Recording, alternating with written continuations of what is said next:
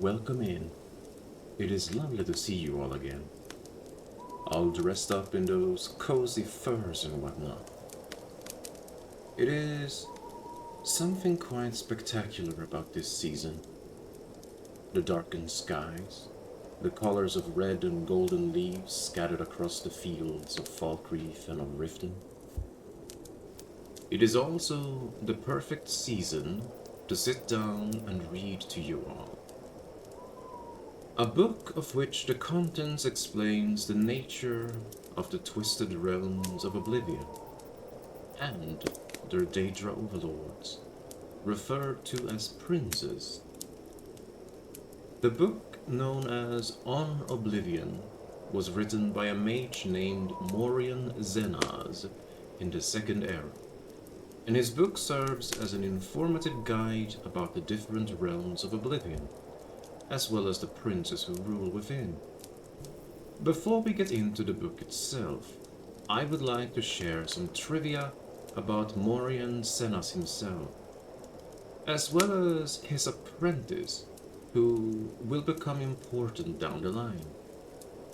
𝕾𝖆𝖈𝖎𝖆 himself devoted his life to uncovering a way into Oblivion, for whatever reason, and while experimenting with portals, his mind became linked with his apprentices through an unforeseen connection. By seeking further knowledge, he consulted the Dunmer wizard known as 𝕱𝖈𝖎𝖎, whose name I more than likely butchered. I never was good at pronouncing Dunmer names, let alone wizardry names. In any case, this 𝕱𝖎 individual had a method of which he revealed, which would allow one to navigate a series of portals created by a long-lost Telvanni wizard, who we might get to one day, who knows?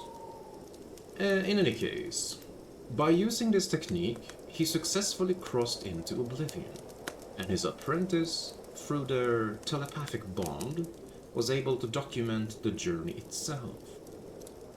It is therefore important that we understand just what is Oblivion, as we will then move on to another book, made by the apprentice of 𝕾𝖆𝖈𝖎𝖆𝖆𝑑𝖔𝖈 himself, 𝕲𝑖𝑠ⁱ𝖈ⁱ𝐻𝑖𝑑𝑖𝑎, whose name I more than likely also butchered. In any case, he himself goes into more details about the foundation of these realms in question. So, without further ado, here is the book On Oblivion by 𝕾𝖆𝖈𝖎𝖆𝑑𝖔𝖈, written by his apprentice in 𝕾𝖆𝖈𝖎𝑑𝖔𝖈's name. Before we get into reading about the book written by 𝕾𝖆𝖈𝖎𝑑𝖔𝖈's apprentice through the perspectives of... yeah, this is getting weird already. In any case, here we go. Improper, however customary, to refer to the denizens of the dimension of Oblivion as demons. This practice probably dates to the Alessian doctrines of the First Era and the Prophet Maruk, which rather amusingly forbade traffic with daimons, and then neglected to explain what daimons truly were.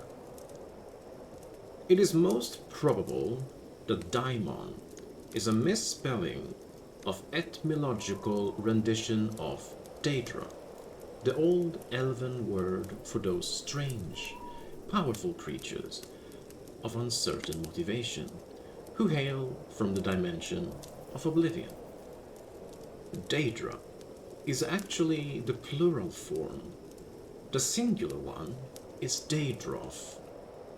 In a later tract by King Hael the Pious of SKYRIM, almost 1,000 years after the publication of the original doctrines, the evil machinations of his political enemies are compared to the wickedness of the demons of Oblivion. Their depravity equals that of sanguine itself. They are cruel as 𝕝𝖒ia, calculating as 𝕾𝖆𝖎𝖆𝖆𝑑𝖔𝖈, and mad as 𝕱𝖑𝖑𝖔𝖈. Hail the Pious thus long-windedly introduced 4 of the Daedra Lords to written record. But a written record is not, after all, the best way to research Oblivion and the Daedra who inhabit it.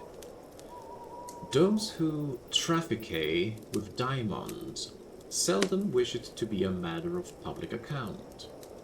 Nevertheless, scattered throughout the literature of the First Era are diaries, journals, notices, for witch burnings, and guides for Daedra slayers. These I have used as my primary source material. They are at least as trustworthy as the Daedra Lords I have actually summoned and spoken with at length. Apparently Oblivion is a place composed of many lands. Thus, the many names for which Oblivion is synonymous: Coldharbour, Quagmire, Moonshadow, etc. It may be correctly supposed that each land of Oblivion is ruled by one prince. The Daedra princes, whose names appear over and over in ancient records, though this is not an infallible test of their authenticity or explicit existence, to be sure, are the aforementioned Sanguine, Buifia, 𝕾𝖈𝖎𝖆, and 𝕱𝖑𝖑𝖔𝖈, and in addition, Azura, Mephala, 𝕱𝖒𝖑𝖔𝖈, Vermina, Malakath, Hormias, or Hermias, or Hormias, or there seems to be no accepted spelling or nickname. Moving on. Mora, Namira, Jygalag, Nocturnal, Marunas Dagon, and Periite. From my experience, Daedra are a very mixed lot. It is almost impossible to categorize them as a whole, except for their immense power and penchant for extremism. Be that as it may, I have here attempted to do so in a few cases, purely for the sake of scholastic expediency. Marunas Dagon, 𝕾𝖈𝖎𝖆, Periite, Buifia, and Vermina are among the most consistently demonic of the Daedra, in the sense that their spheres seems to be destructive in nature. The other Daedra can, of course, be equally dangerous, but seldom purely for the sake of destructions as these 5 can. Nor are these previous 5 identical in their destructiveness. Marunas Dagon seems to prefer natural disasters, earthquakes, and volcanoes for venting his anger. 𝕾𝖈𝖎𝖆 elects the employment of other Daedra, and Buifia inspires the arms of mortal warriors. Periite's sphere seems to be pestilence, and Vermina is torture. Not a very friendly bunch, that's for sure. In preparation for the next installment in this series, I will be investigating 2 matters that have intrigued me since I began my career as a Daedra researcher. The first is on one particular Daedroth, perhaps yet another prince, referred to in multiple articles of incunabula as her sign. Her sign has been called the huntsman of the princes and the father of man-beasts, but I have yet to find anyone who can summon him. The other and perhaps more doubtful goal I have is to find a practical means for mortal men to pass through to Oblivion.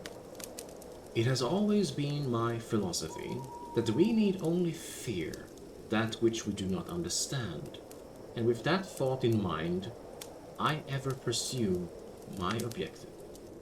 The end. So, there you have it, ladies and gentlemen, on Oblivion and the creatures who dwell within. Now, What did we learn from this book? Well, we learned that Oblivion is described as a vast and chaotic realm outside of Nirn. It is not a single place, but a vast collection of planes, each ruled by a different Daedric prince. I always wonder, because there are seemingly endless planes of Oblivion. So wouldn't that also mean that there are seemingly endless amount of Daedric princes? Or at least beings that govern these realms? Some of these beings might be more elusive to the annals of history, and have decided to stay out of frame, so to speak.